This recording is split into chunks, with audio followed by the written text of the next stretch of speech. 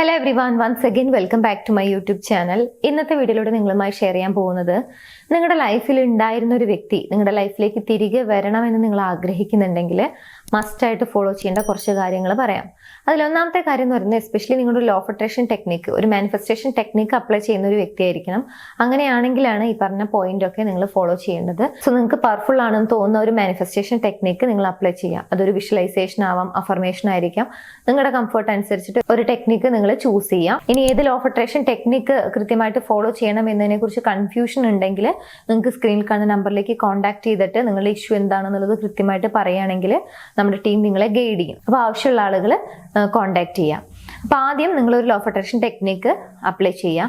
രണ്ടാമത്തെ കാര്യം എന്ന് പറയുന്നത് നിങ്ങൾ ആ ഒരു പ്രോസസ്സിൽ വിശ്വസിക്കുക. എപ്പോഴും ലോ ഓഫ് അട്രാക്ഷൻ ടെക്നിക്ക് ഒരു മാനിഫെസ്റ്റേഷന് വേണ്ടി ആഗ്രഹിക്കുന്ന ഒരു പേഴ്സൺ എപ്പോഴും ചെയ്യുന്ന ഒരു മിസ്റ്റേക്ക്, ഒരു മാനിഫെസ്റ്റേഷൻ ഡിലേ ആകുന്നതിന് കാരണമാവുന്ന ഒരു കാര്യമാണ് ആ പ്രോസസ്സിൽ കംപ്ലീറ്റ് ആയിട്ട് ബിലീവ് ചെയ്യില്ല. പകരം വളരെയധികം റഷ് ആയിട്ടായിരിക്കും ആ ഒരു പ്രോസസ്സിൽ വിശ്വസിക്കാത്ത രീതിയിൽ, അല്ലെങ്കിൽ ഡിലേ ആകുന്നു, എന്തുകൊണ്ടാണ് ഡിലേ ആവുന്നത്, എപ്പോൾ കിട്ടും, എങ്ങനെ കിട്ടും, ഇതിന് കണ്ടിന്യൂസ് ആയിട്ട് ഒരു ധൃതി പിടിച്ചുകൊണ്ടുള്ള ഒരു ആറ്റിറ്റ്യൂഡ്, അങ്ങനെയുള്ള തോട്ട്സ് ആയിരിക്കും കൂടുതലായിട്ടും കൺസ്യൂം ചെയ്യുക.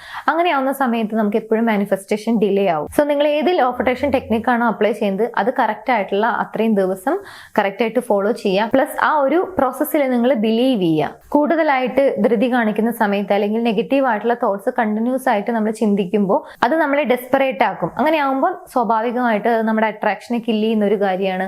നമ്മൾ ആഗ്രഹിക്കുന്ന സമയത്ത് നമ്മൾ ആഗ്രഹിക്കുന്ന പോലെ ആ റിലേഷൻഷിപ്പ് മാനിഫെസ്റ്റ് ചെയ്യാൻ നമുക്ക് സാധിക്കാതെ വരും. അതുകൊണ്ട് തന്നെ നിങ്ങൾ ഏത് ടെക്നിക്കാണോ അപ്ലൈ ചെയ്യുന്നത് അതിൽ കംപ്ലീറ്റ് ആയിട്ട് ബിലീവ് ചെയ്യുക. ആ ഒരു പ്രോസസ്സിൽ ബിലീവ് ചെയ്യുക, മുന്നോട്ട് പോവുക. രണ്ടാമത്തെ കാര്യം നോ കോണ്ടാക്ട് അപ്ലൈ ചെയ്യുക എന്നുള്ളതാണ്. ചില കേസുകളിൽ, അതായത് റിലേഷൻഷിപ്പ് ഓൾമോസ്റ്റ് ബ്രേക്കായി ആ ഒരു ബ്രോക്കൺ സിറ്റുവേഷന്റെ ഏറ്റവും ലാസ്റ്റ് പോയിന്റിലൊക്കെ ആണെങ്കിൽ ചില സാഹചര്യങ്ങളിൽ മസ്റ്റായിട്ട് നോ കോണ്ടാക്ട് അപ്ലൈ ചെയ്യേണ്ടതായിട്ട് വരും. പക്ഷെ നോ കോണ്ടാക്ട് എന്ന് കേൾക്കുമ്പോഴേക്കും പല ആളുകൾക്കൊരു ഫിയർ ആണ്. ഇനി നോ കോണ്ടാക്ട് അപ്ലൈ ചെയ്തതിന് ശേഷം ആ റിലേഷൻഷിപ്പ് ഇല്ലാണ്ടായി പോവോ, അല്ലെങ്കിൽ നോ കോണ്ടാക്ട് ആയി കഴിഞ്ഞാൽ കംപ്ലീറ്റ് ആയിട്ട് ആ റിലേഷൻഷിപ്പിൽ നിന്ന് മൂവ് ഓൺ ആയി പോവോ, അല്ലെങ്കിൽ ആ റിലേഷൻഷിപ്പ് എനിക്ക് തിരിച്ച് സേവ് ചെയ്യാൻ സാധിക്കില്ലേ, ഇങ്ങനെയൊക്കെയുള്ള ഒരുപാട് ഡൗട്ട് ആൻഡ് ഫിയേഴ്സ് ആണ്. പക്ഷേ ചില സിറ്റുവേഷൻസിൽ നോ കോണ്ടാക്ട് ആയിരിക്കും ഏറ്റവും ബെസ്റ്റ് സൊല്യൂഷൻ ആയിട്ട് വരുന്നത്. പക്ഷെ അത് നമ്മൾ എങ്ങനെ ഫോളോ ചെയ്യുന്നു, ആ ഒരു നോ കോണ്ടാക്ട് അപ്ലൈ ചെയ്യുകയും അതിന്റെ കൂടെ തന്നെ ഫോളോ ചെയ്യേണ്ട കുറച്ച് കാര്യങ്ങളുണ്ട്. നിങ്ങൾ നോ കോണ്ടാക്ട് അപ്ലൈ ചെയ്യുന്നു എന്ന് പറയുമ്പോൾ അവരെ കംപ്ലീറ്റ് ആയിട്ട് ഇഗ്നോർ ചെയ്യുന്നു, അല്ലെങ്കിൽ നെഗറ്റീവ് ആയിട്ടുള്ള ഒരു മൈൻഡ് സെറ്റിൽ ഇരിക്കുന്നു, ഇതൊന്നും അല്ല ഫോളോ ചെയ്യേണ്ടത്. കറക്റ്റ് ആയിട്ട് ആ ഒരു സമയത്തെ നിങ്ങൾക്ക് വേണ്ടി വിനിയോഗിക്കുക എന്നുള്ളത് കൂടി നിങ്ങൾ ശ്രദ്ധിക്കണം. അതായത് നിങ്ങളുടെ ലൈഫിൽ വേറെ ഒരുപാട് കാര്യങ്ങൾ ഉണ്ടായിരിക്കും, നിങ്ങൾക്ക് പ്രയോറിറ്റൈസ് ചെയ്യേണ്ടതായിട്ടുള്ള കാര്യങ്ങൾ ഉണ്ടായിരിക്കും. നിങ്ങളുടെ ഹെൽത്ത് ആയിരിക്കും, നിങ്ങളുടെ ഫാമിലി ആയിരിക്കും, ഫ്രണ്ട്സ് ആയിരിക്കും, എന്തെങ്കിലും സ്കില്ലായിരിക്കാം, നിങ്ങളുടെ ഫിറ്റ്നസ് ആയിരിക്കാം. ഇങ്ങനെ നിങ്ങൾക്ക് ഇഷ്ടമുള്ള, നിങ്ങൾക്ക് കംഫർട്ടബിൾ ആയിട്ടുള്ള കുറെ ഏരിയാസ് ഉണ്ടായിരിക്കും. അങ്ങനെയുള്ള കാര്യങ്ങൾക്ക് കൂടി ഇൻവോൾവ്ഡ് ആവുക, അതിലേക്ക് കൂടി ശ്രദ്ധ കൊടുക്കുക. ഇങ്ങനെ ചെയ്യുമ്പോൾ സ്വാഭാവികമായിട്ടും നിങ്ങൾക്ക് ഈ ഒരു നോ കോണ്ടാക്ട് പീരിയഡിൽ ലെറ്റ് ഗോ ചെയ്യാൻ സാധിക്കും. എന്നാൽ കൃത്യമായി ലെറ്റ് ഗോ ചെയ്യാതെ വരുമ്പോഴാണ് കൂടുതലായി കൺഫ്യൂഷൻ ആയി പോവുക. അതല്ലെങ്കിൽ ഒരു ക്യൂരിയോസിറ്റി ആയിരിക്കും, എപ്പോ എങ്ങനെ ഇത് ചേസിങ്ങിലേക്ക് മാറും. അവരെ കണ്ടിന്യൂസ് ആയിട്ട് കോൾ ചെയ്യാൻ വേണ്ടിയിട്ട് ശ്രമിക്കും, അല്ലെങ്കിൽ അവരെ കുറിച്ച് അന്വേഷിക്കാൻ വേണ്ടി ശ്രമിക്കും. നോ കോണ്ടാക്റ്റിലാണോ ചോദിച്ചു കഴിഞ്ഞാൽ ആണ്. പക്ഷേ നോ കോണ്ടാക്റ്റിൽ ആയിരിക്കുന്ന സമയത്ത് നമ്മൾ ഫോളോ ചെയ്യാൻ പാടില്ലാത്ത, അല്ലെങ്കിൽ കറക്റ്റ് ആയിട്ട് ഫോളോ ചെയ്യേണ്ട കാര്യങ്ങൾ ഉണ്ടായിരിക്കും. അതിൽ നിന്ന് എഗൻസ്റ്റ് ആയിട്ട് ഓരോ കാര്യങ്ങൾ ചെയ്തുകൊണ്ടിരിക്കും. സ്വാഭാവികമായിട്ട് നമ്മൾ ആഗ്രഹിക്കുന്ന പോലെ ആ റിലേഷൻഷിപ്പ് നമുക്ക് മാനിഫെസ്റ്റ് ചെയ്യാൻ സാധിക്കില്ല. അതുകൊണ്ടാണ് നോ കോണ്ടാക്ട് കൃത്യമായിട്ട് ഫോളോ ചെയ്യണം, അല്ലെങ്കിൽ ഈ ഒരു കാര്യത്തിനെ അണ്ടർ എസ്റ്റിമേറ്റ് ചെയ്യരുത്. ഇനി നിങ്ങൾക്ക് ഏറ്റവും ചാലഞ്ചിങ് ആയിട്ട് ഈ ഒരു സ്റ്റേജ് ആണ്, നോ കോണ്ടാക്ട് അപ്ലൈ ചെയ്യുക, അല്ലെങ്കിൽ അതെങ്ങനെ ചെയ്യണം, ഇങ്ങനെയുള്ള കാര്യങ്ങളെ കുറിച്ചൊക്കെ കൺഫ്യൂസ്ഡ് ആണെങ്കിലും നിങ്ങൾക്ക് സ്ക്രീനിൽ കാണുന്ന നമ്പറിലേക്ക് കോൺടാക്ട് ചെയ്തിട്ട് നിങ്ങളുടെ ഇഷ്യൂ എന്താണ് എന്നുള്ളത് കൃത്യമായിട്ട് കമ്മ്യൂണിക്കേറ്റ് ചെയ്യാൻ ഞങ്ങളുടെ ടീം നിങ്ങളെ തീർച്ചയായിട്ടും ഹെൽപ്പ് ചെയ്യും. സോ ആവശ്യമുള്ള ആളുകൾക്ക് കോൺടാക്ട് ചെയ്യാവുന്നതാണ്. നെക്സ്റ്റ് വൺ, ആ വ്യക്തി നിങ്ങളുടെ ലൈഫിലേക്ക് തിരികെ വന്നു കഴിഞ്ഞാൽ വീണ്ടും നിങ്ങൾ പഴയ രീതിയിലുള്ള പെരുമാറ്റം തന്നെയാണ്. അതായത് ആ റിലേഷൻഷിപ്പ് ബ്രേക്ക് ആവാൻ എന്താണോ റീസൺ ആയി വന്നിട്ടുള്ളത് അതേ ബിഹേവിയർ തന്നെ, അതേ കാര്യങ്ങൾ തന്നെയാണ് വീണ്ടും കണ്ടിന്യൂ ചെയ്യുന്നത് എന്നുണ്ടെങ്കിൽ അത് റോങ് ആയിട്ടുള്ള ഒരു കാര്യമാണ്. ബിക്കോസ് വീണ്ടും ആ റിലേഷൻഷിപ്പ് പഴയ സിറ്റുവേഷനിലേക്ക് തന്നെ പോകും. സോ പാസ്റ്റ് കാര്യങ്ങൾ, പാസ്റ്റ് മിസ്റ്റേക്ക്, ഇങ്ങനെയുള്ള കാര്യങ്ങളെ കുറിച്ചാണ് വീണ്ടും വീണ്ടും സംസാരിക്കുന്നത്. അല്ലെങ്കിൽ അതേ കാര്യങ്ങൾ തന്നെ സംസാരിച്ച് പരസ്പരം കുറ്റപ്പെടുത്തിക്കൊണ്ടിരിക്കുകയാണെങ്കിൽ സ്വാഭാവികമായിട്ടും വീണ്ടും ഒരു വേഴ്സ് ആയിട്ടുള്ള സിറ്റുവേഷനിലേക്ക് പോകും. അങ്ങനെ ചെയ്യരുത്. പകരം സംസാരിക്കുമ്പോൾ കുറച്ചുകൂടി എഫക്റ്റീവ് ആയിട്ടുള്ള കമ്മ്യൂണിക്കേഷൻ നടത്താൻ വേണ്ടിയിട്ട് ശ്രമിക്കുക.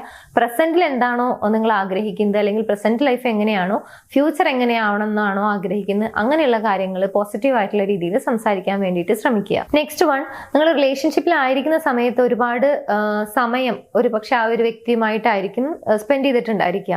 നിങ്ങളുടെ ലൈഫിലുള്ള മറ്റു പല കാര്യങ്ങൾക്കും നിങ്ങൾ അത്ര ഇമ്പോർട്ടൻസ് കൊടുത്തിട്ടില്ല എന്ന് നിങ്ങൾക്ക് തോന്നുന്നുണ്ടെങ്കിൽ, അങ്ങനെ കൊടുക്കണമെന്ന് ആഗ്രഹിക്കുന്ന ചില ഏരിയാസ് ഉണ്ടായിരിക്കും. ചിലപ്പോൾ നിങ്ങൾ അത്ര ഫ്രണ്ട്സുമായിട്ട് ഹാങ് ഔട്ട് ചെയ്ത വ്യക്തികളായിരിക്കില്ല, അല്ലെങ്കിൽ ഫാമിലിക്ക് അത്ര ഇമ്പോർട്ടൻസ് കൊടുത്തിട്ടില്ല, അല്ലെങ്കിൽ നിങ്ങളുടെ ഫിറ്റ്നസ് ആയിക്കൊള്ളട്ടെ, നിങ്ങൾ എന്തെങ്കിലും സ്കില്ലോ കാര്യങ്ങളോ ഡെവലപ്പ് ചെയ്യാൻ ആഗ്രഹിക്കുന്ന വ്യക്തിയാണെങ്കിൽ, ഇങ്ങനെ നിങ്ങൾക്ക് കുറച്ചുകൂടി ശ്രദ്ധിക്കണമെന്ന് തോന്നുന്ന ഏതെങ്കിലും ഏരിയാസ് നിങ്ങളുടെ ലൈഫിൽ ഉണ്ടെങ്കിൽ ആ ഒരു കാര്യത്തിലേക്ക് കൂടി ശ്രദ്ധിക്കുക. ഇത് നാച്ചുറലി നിങ്ങളെ അട്രാക്റ്റീവായ ഒരു പേഴ്സൺ ആക്കി മാറ്റും. മാത്രമല്ല, നിങ്ങൾക്ക് ഒരു ചേസിങ് മെന്റാലിറ്റി കൂടുതലായിട്ട് ഉണ്ടെന്ന് തോന്നുന്നുണ്ടെങ്കിൽ ഇത് നിങ്ങളെ ആ ഒരു സിറ്റുവേഷനിൽ നിന്നും ഓവർകം ചെയ്യാൻ നിങ്ങളെ നാച്ചുറലി ഹെൽപ്പ് ചെയ്യുന്ന ഒരു കാര്യം കൂടിയാണ്.